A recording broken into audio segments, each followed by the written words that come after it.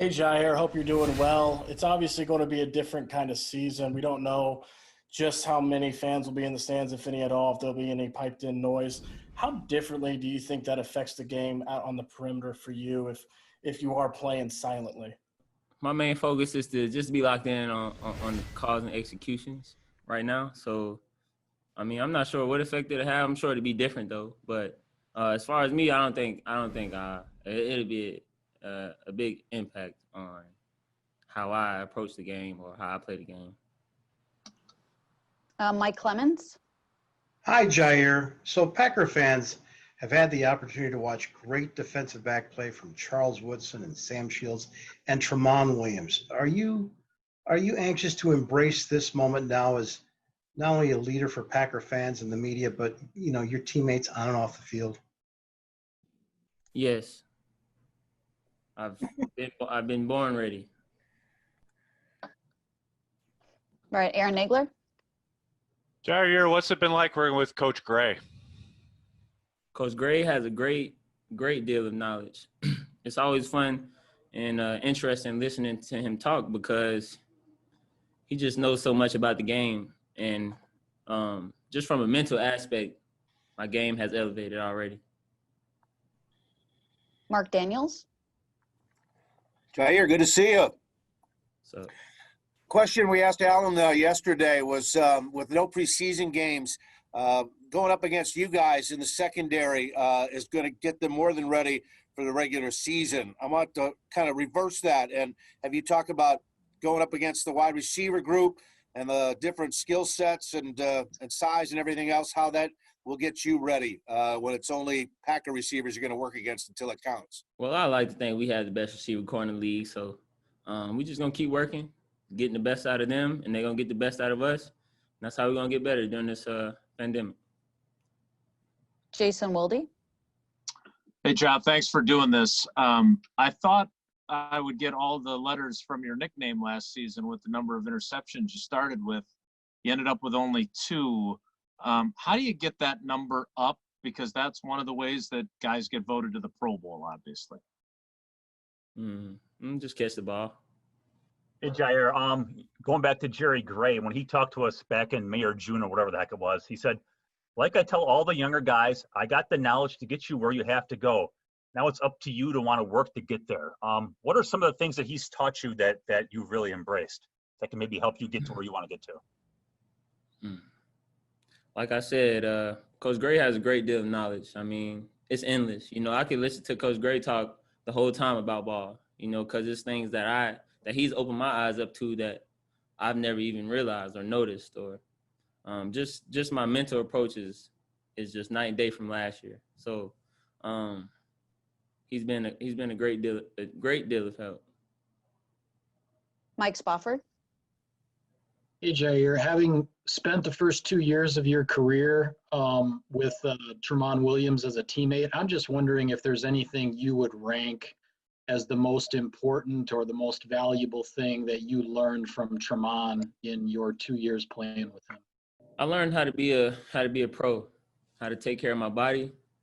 I mean, I want to be able to play as long as Tremont, and he showed all of us the way on how to take care of your body.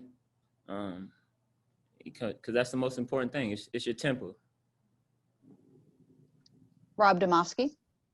Hey, Jaire, nice shades. What was the highlight of your off season? What were you able to get done, and what, if anything, could you not get done based on circumstances? I think meditation increased throughout this time, and TV usage was just even lower than before. So I've been able to just alter my workouts, doing things that I like to do while also having fun and, getting good work. That may vary for everybody, but, I have my ways. Jim Ozarski. Hey, Jaire. I know only one team is ever happy at the end of the season, but I guess defensively, what was kind of your takeaway, to walk off? And I know you had the injury too at the end of the championship game. But what was just kind of the defensive takeaway for yourself after that NFC title game, and maybe what you thought about it and how you can build off it for 2020? I think through those last couple games, especially in the playoffs, my defense and my coverage was the best it's been all year. I like that I was able to turn that focus over, when the games really mattered and really lock in on my coverage. just proving that I am elite in this league. So I think that was the biggest takeaway, that I can do those things, and when I lock in and when I master my craft, the sky's the limit. Bill Huber. Do you think you're elite? What? Yeah. How so? It's just that unwavering belief that I have in myself. I know one of the things that Jerry mentioned was that you would volunteer to play in a slot. You were among the guys. Would you like to get a shot in there? And I guess as a follow-up, maybe Shannon's that guy. What did you think of what he did last year? Yeah, Shannon's been a big help to our secondary. Shannon's a real good player. He's able to make plays on the ball, and he just has good instincts. I think that if I'm able to get inside, I definitely would, because I like being able to do multiple things.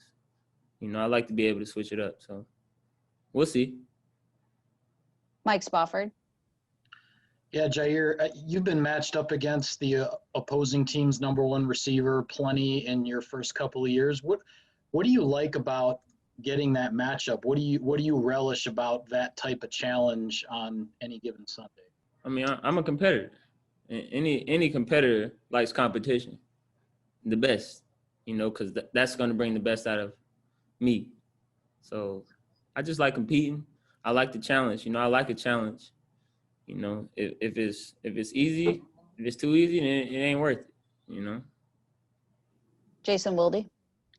Jaire, I don't know you to be a worrywart by any means, but are you concerned at all about playing this season with the COVID-19 stuff? And what kind of precautions are you going to take in practice? Like, are you going to try and wear a mask during a practice, or what are you kind of thinking? Like you said, I'm not really the one to worry. I'm just going to control what I can control, and that's just being my healthiest and, taking all preventative measures. Oh, we have time for two more. Ryan Wood. Jaire, you're not the only one that thinks you're elite. Preston Smith said last week that he thinks that you're one of the best corners in the game. You're also a young guy, though. You're just going into your third year. Did you identify anything this offseason that you wanted to work on to take your game to another level? And what is the next step for you as you continue to develop, you think? I think that, well, I've built this kind of comfortability, within the system, within the defense, which is allowing me to play faster than before. I feel like, this is the most confident I've been in my technique and in my game. So I mean, I'm just ready to embark on this year 3. Last one, Jim Ozarski. Yeah, John, your corner mate, I guess, on the other side, Kevin King, is coming off his best, most complete year, I guess, and we know what he did to play a full season. I don't know. What are your thoughts on Kevin? What does he have in store for him, and what do you think you guys can do together this year? Yeah, Kevin has, same as me. We've been in this defense the same. So, I'm seeing Kevin work this offseason. We've stayed in contact. We call each other, make sure everybody's doing okay. But, Kev's also comfortable. And you can see that he's playing even faster than last year. So the sky's the limit for Kev. And then, I mean, it's just going to be like which side you're going to throw it to kind of thing.